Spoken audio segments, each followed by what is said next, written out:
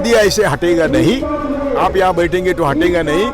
आपको नॉमिनल गुनाह करके जेल में जाना चाहिए, जेल भरो होना चाहिए। मोदी आने के बाद आज अदानी के गोडाउन है 500 लाख मीट्रिक टन के कॉन्ट्रैक्ट, तो इतना खतरनाक है कि 2-2 हज़ार पन्ने का अंग्रेजी कॉन्ट्रैक्ट होता है। उसमें लिखते हैं कि ये साइज का आलू चाहिए, ये साइज का टमाटर चाहिए, ये साइज किसी किसान के बाप के है। मनुवादी ने हमको हजारों साल लूटा, जात में बांटा, मुस्लिम का, हिंदू का, जो भी कहा, और हमको बांटा, यानी श्रमिकों को बांटा। अरे आज भी अंबानी के लोग खेतों में जाके सब्जी खरीदते हैं, 10 रुपए की सब्जी वो अपने मॉल में पास करके 200 रुपए में बेचते हैं। मैं तो कहता हूँ हमारे देश में लोकतंत्र कभी था ही नहीं, और आज तो बिल्कुल नहीं है, मोदी आने के बाद तो बिल्कुल नहीं है।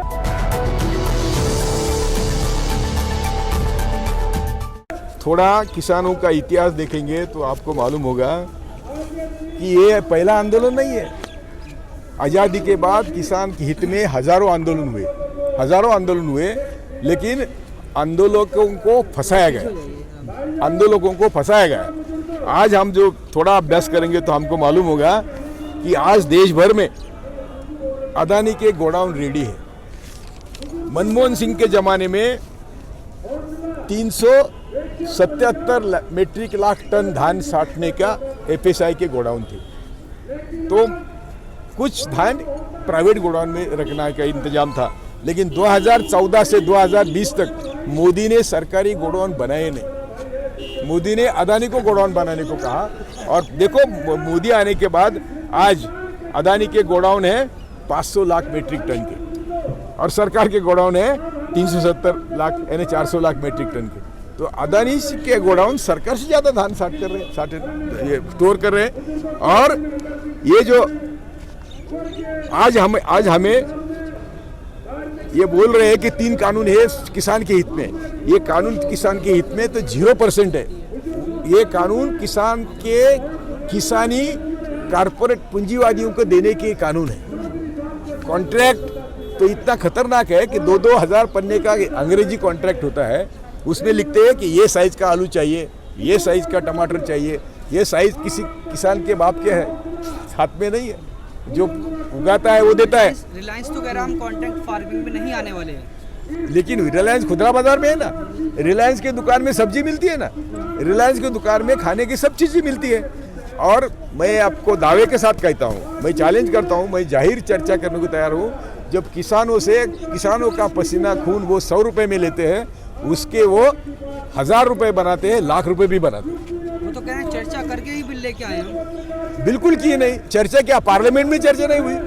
अरे राज्यसभा में बिल पास हुआ ही नहीं।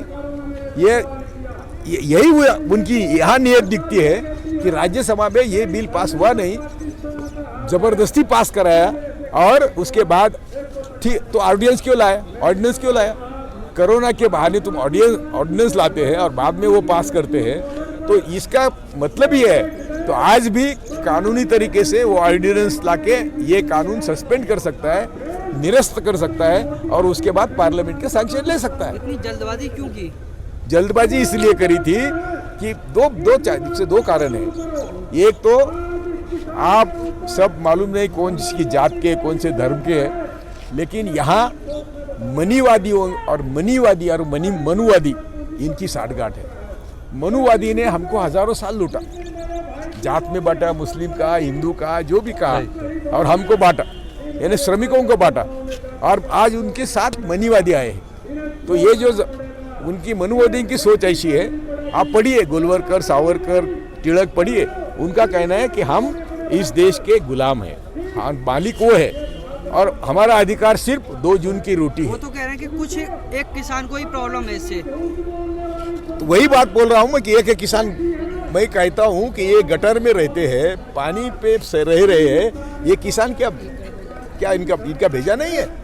ये सब किसान को मालूम हुआ है कि हमारी किसानी धोखे में है, हम किसान धोखे में है। और दूसरी बात, एक सबसे अच्छी बात, बढ़िया बात ऐसी है, एक ही माँ का एक बेटा सीमा पर है, दूसरा बेटा पुलिस में है, और तीसरा बेटा किसान है, और इनको आपस में कौन लड़वा रहा है? ये परजीवी जो हमको चंद टुकड़े के लिए सैलरी देते हैं, चुन टुकड़े की, और हमको आपस में लड़वा रहे हैं। तो जब जवान और पुलिस हमारे किसान भाइयों पर पानी मारता है, लाठी मारता है, तो आपके बाप को मारता है, वो खुद के बाप को मारता है।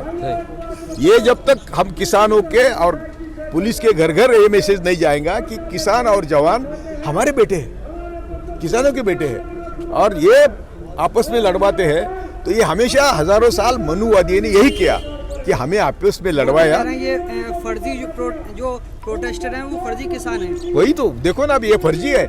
यदि वो फर्जी होते कि यहाँ, वो तो ऐसा भी कहते हैं वो मौज कर रहे हैं, मना रहे, मौज बना रहे। अरे शर्म आनी चाहिए आपको ये बोलने के लिए कि जब ये लोग रात दिन यहाँ सड़ रहे हैं, बारिश है, ठंड है, और इसमें वो यहाँ रह रहे हैं, तो कोई शौक से रहेगा या कोई किसी ने कहने पर रहेगा या किसी ने पैसे दिए तो रहेगा? रह नहीं सकता। सर आप कह रहे हैं कि गोदाम जो है अडानी के पास है और खुदरा बाजार जो है वो मुकेश अंबानी के पास है, तो कहीं ना कहीं ऐसा है कि खुदरा बाजार को मैनेज मुकेश अंबानी करेंगे, ये कहना चाहते हैं आप? बिल्कुल। अरे आज भी अंबानी के लोग खेतों में जाके सब्जी खरीदते हैं। 10 रुपए की सब्जी वो अपने मॉल में पास करके 200 रुपए में बेचते हैं। और धान, दाल, सभी चीजें जो खाने की चीजें हैं, प्रदेश में गेहूं के 1200 रुपए किलो है, 2500 रुपए किलो तक है, और हमारे यहाँ 50 रुपए क्या किलो है गेहूं। तो क्या प्रॉफिट का मार्जिन देखो। और ये निर्यात करते हैं, ये निर्यात करना। दूसरी बात, अरे सब इंडस्ट्री खेती पर चल रही है। ट्रैक्टर करने वाले हो, सीड करने वाले हो, फर्टिलाइजर हो, सब्सिडी देने वाले। सब्सिडी तो एक अच्छा चोरी का माहौल है, चोरी का एक रास्ता है। सब्सिडी से किसानों को कुछ नहीं मिलता। सब्सिडी किसको मिलता है? इंडस्ट्री को।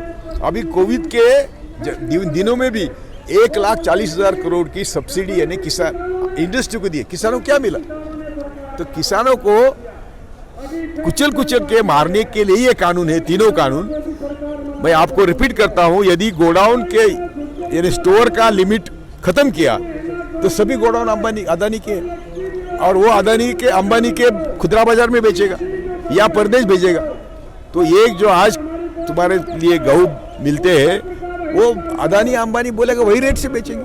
वो तो कह रहे हैं ये टुकड़े टुकड़े गैंग जो है ये भड़का रहा है इन किसानों को। अरे वो तो टुकड़े गैंग के बारे में बहुत चर्चा हुई। वो नेहरू यूनिवर्सिटी के टुकड़े गैंग वालों की चर्चा हुई लोकसभा में। उसके ऊपर प्रश्न हुए कि भाई टुकड़े गैंग कौन है? तो लोकसभा में होम मिनिस्टर को बोलना पड़ा कि ऐसी टुकड़े गैंग कोई है ही नहीं। तो फिर नहीं है, फिर हाई कोर्ट के जज रह चुके हैं, तो क्या आपको नहीं लगता कि सुप्रीम कोर्ट को इस किसान आंदोलन पर कोई एक्शन लेना चाहिए? बिल्कुल। सुप्रीम कोर्ट को एक्शन क्या लेना चाहिए? सुप्रीम कोर्ट खुद अपने आंखों से टीवी पर देख रहा है कि इनके ऊपर पानी बरसा रहे हैं, इनके ऊपर लाठी बरसा रहे हैं। तो सुप्रीम कोर्ट के जजेस को थोड़ी भी किसानों की या इंसानियत मन में होती तो उन्होंने पुलिस को पूछा होता, भाई किस कानून के तहत तुम इनको मार रहे हैं? ये कानून तो परमिशन नहीं देता है। संविधान के आर्टिकल 19 के तहत हमें संगठन करना और संघर्ष करना यानी अहिंसात्मक मार्ग से आंदोलन करना ये हमारा हक है। सुप्रीम कोर्ट कह सकता है, एक्शन ले सकता है, तो आखिर क्या वजह है कि सुप्रीम कोर्ट कोई एक्शन नहीं ले रहा? तो मैं यही बोल रहा हूँ कि देश के प्रजातंत्र जिन सभी संवैधानिक संस्थाओं पर निर्भर है, प्रजातंत्र है, आपका मीडिया है और ब्यूरोक्रेसी है, जुडिशरी है, ये जो 4 और 5 जिसके खंबे पर प्रजातंत्र खड़ा है वो सभी मनुवादी के लोग हाथ में है। और मनुवादी चाहते हैं कि हम सब उनके गुलाम हैं और हमें सब 2 जून की रोटी का अधिकार है। तो क्या सुप्रीम कोर्ट पर भी सरकार का कब्जा हो चुका है? बिल्कुल। अरे सुप्रीम कोर्ट के 4 जजेस ने आके कहा है कि सुप्रीम कोर्ट में जो चल रहा है वो कहीं बाहर से चल रहा है, यानी रिमोट से चल रहा है। यदि उनके ही 4 जजेस सिटिंग जजेस कहते हैं तो मैं तो फॉर्मर जज हूं और हमको दिखता है ना, उसमें बोलने की जरूरत क्या है? तो क्या लगता है, जब आप खुद कह रहे हैं कि सुप्रीम कोर्ट अब खतरे में है, जब सुप्रीम कोर्ट पर भी सरकार ने कब्जा कर लिया है, तो क्या ऐसे में लोकतंत्र बचेगा हमारे देश में? नहीं है। मैं तो कहता हूँ हमारे देश में लोकतंत्र कभी था ही नहीं और आज तो बिल्कुल नहीं है। मोदी आने के बाद तो बिल्कुल नहीं। तो सरकार का रवैया तो साफ है कि पीछे नहीं हटेंगे। वो कह रहे हैं कि हमको जितना झुकना था संशोधन करके झुक गए। मैं हमारे आपके माध्यम से सभी किसान आंदोलन के नेताओं को आह्वान करता हूं कि मोदी ऐसे हटेगा नहीं। आप यहाँ बैठेंगे तो हटेगा नहीं। आपको नॉमिनल गुनाह करके जेल में जाना चाहिए, जेल भरो होना चाहिए। और जेल भरो के लिए जब करोड़ों लोग आते हैं तो सरकार जाती है। और तो सरकार गए बिना या सरकार का काम इम्पॉसिबल हुए बिना कुछ नहीं हो सकता। जेल भरो एक ही मार्ग है, यहाँ बैठने का मार्ग नहीं है। मतलब यहाँ से उठ जाना चाहिए, यहाँ से उठ जाना चाहिए। क्यों ना, दिल्ली की तरफ कुछ करना चाहिए और सुप्रीम कोर्ट को पहले अर्जी करना चाहिए। हम लोग सोच रहे हैं पिटीशन करने का कि तुम बोलो इनको कि मारने का अधिकार किसने दिया? जब तक ये गुनाह नहीं करते हैं, और गुनाह किया तो भी मारने का अधिकार किसने दिया? यदि खून भी किया तो किसी को मारने का अधिकार नहीं है। ये पानी जो मारते हैं, ठंड में हमारे ऊपर लाठी चार्ज करते हैं, ये रोड़े डालते हैं, ये अधिकार किसने दिए? हम कहीं भी जाने का हमें अधिकार है, पुलिस को ऐसा रोकने का अधिकार नहीं है। मैं दोनों को संदेश देता हूँ, सभी किसान लीडरों को संदेश देता हूँ कि ऐसे बैठने से मोदी सुनेगा नहीं, मानेगा नहीं। मोदी का जब नाक दबाएंगे तो मुंह खुलेगा, और वो नाक दबाने का एक ही तरीका है कि सिंपल ऑफेंस करना है, हाईवे बंद करना है और जेल में जाना है। करोड़ों लोग जब जेल में जाने की भाषा करेंगे तो कहाँ रखेंगे? यदि वो जेल में हमको रख नहीं सकते तो उनको हमारे कानून रद्द करने होंगे। चैनल को लाइक, शेयर एंड सब्सक्राइब करें और बेल आइकन दबाना ना भूलें।